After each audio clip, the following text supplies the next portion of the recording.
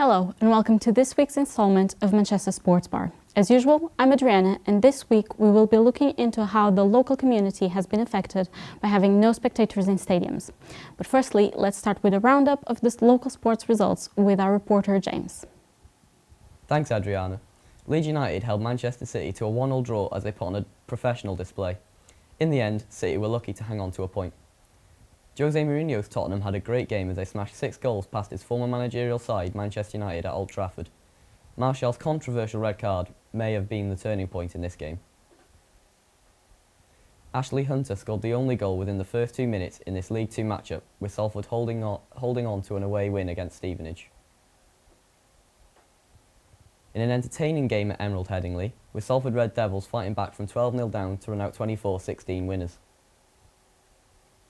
In the marquee game of the week, the Warriors grabbed a late victory with Liam Farrell running in a try 4 minutes from time.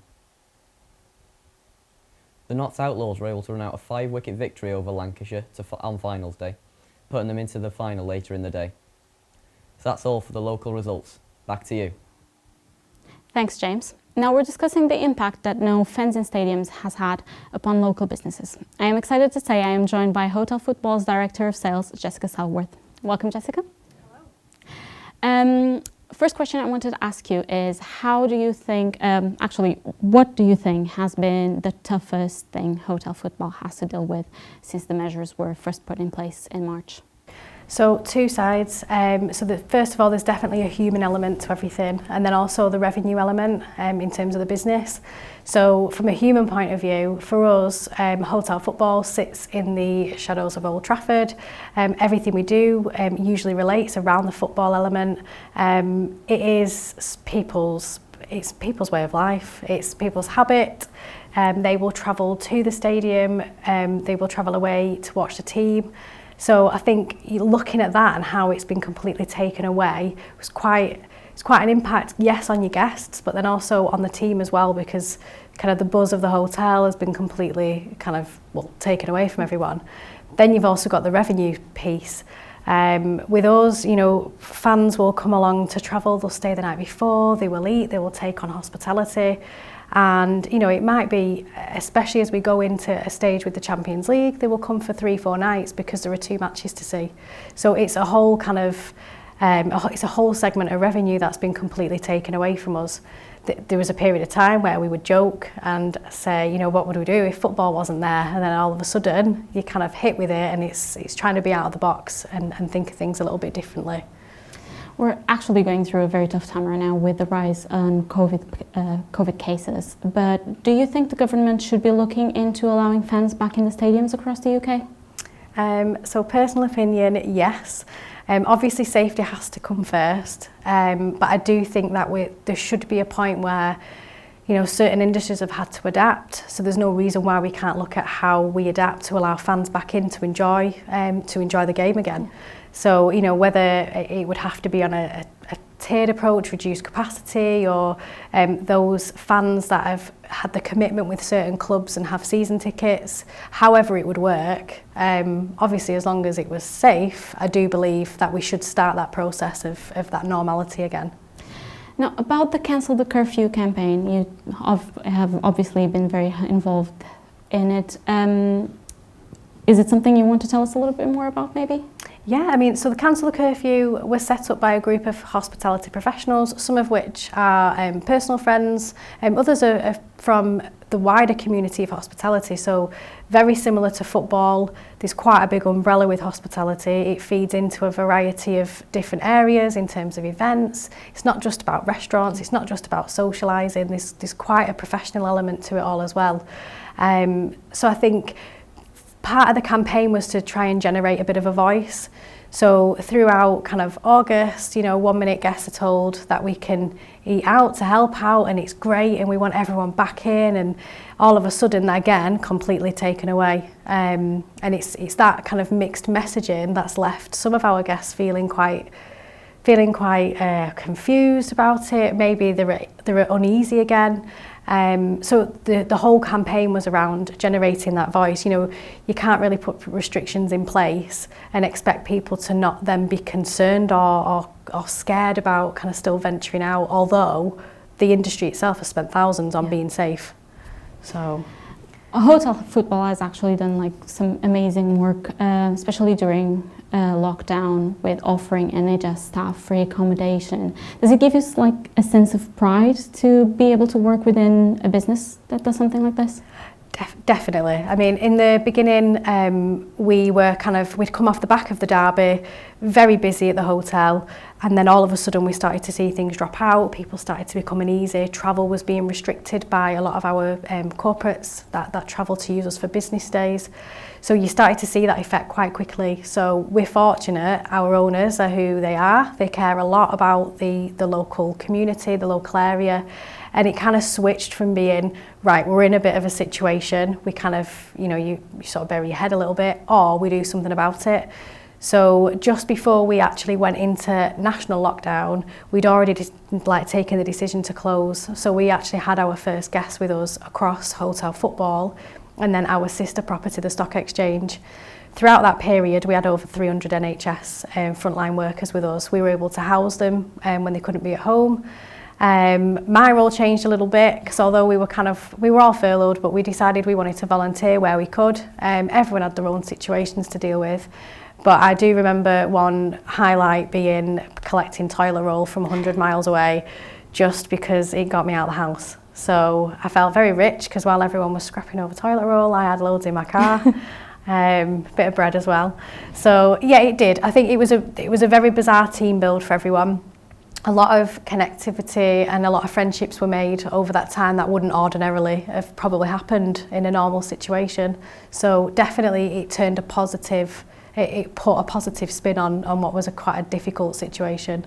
Yeah, it was definitely a great initiative. I think we all noticed that.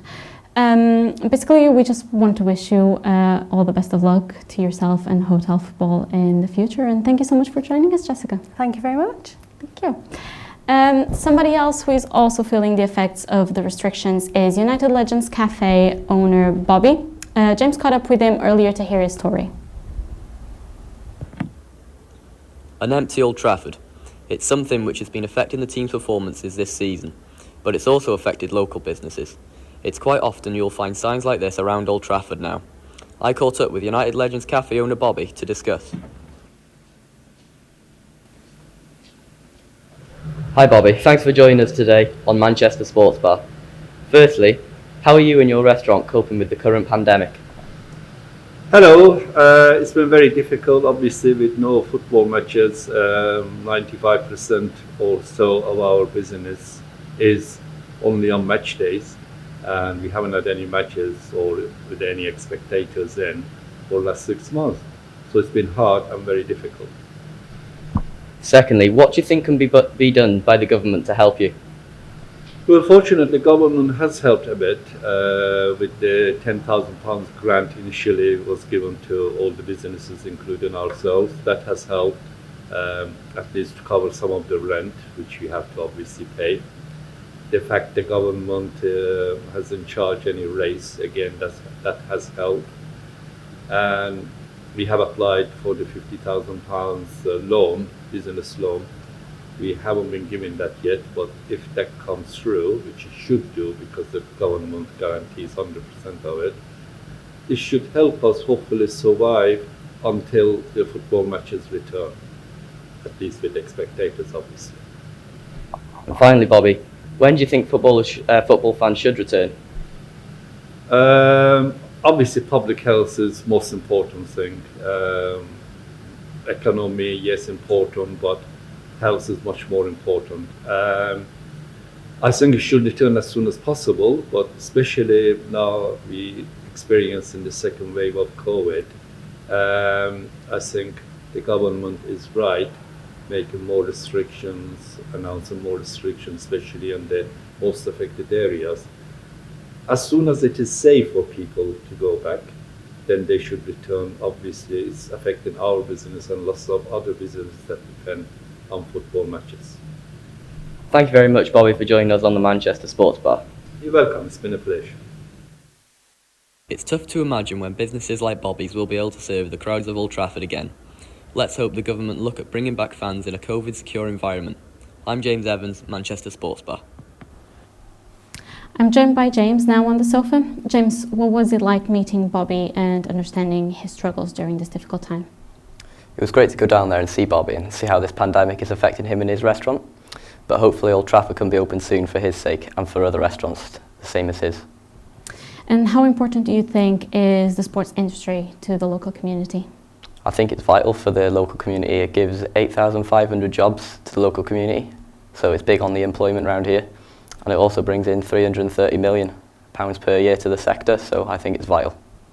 And do you think that there is anything that the local community can do to help businesses like Bobby's? I think other businesses in the same situation as Bobby need to understand the trouble that they're all going through and help each other out, and where they can spend money in each other's shops to keep them going. Well, we do live in a wonderful city for community spirit, so thank you, James, for excellent insight. And finally, before we go, as always, let's take a look at the latest Manchester sporting headlines in 5 pictures. First up, Salford have sacked Graham Alexander this week and have replaced him with part owner Paul Scholes on an interim basis. In other news, Liverpool and Manchester United have proposed a new move for the Premier League to change up the financial system, but also to change the teams down to 18 from 20.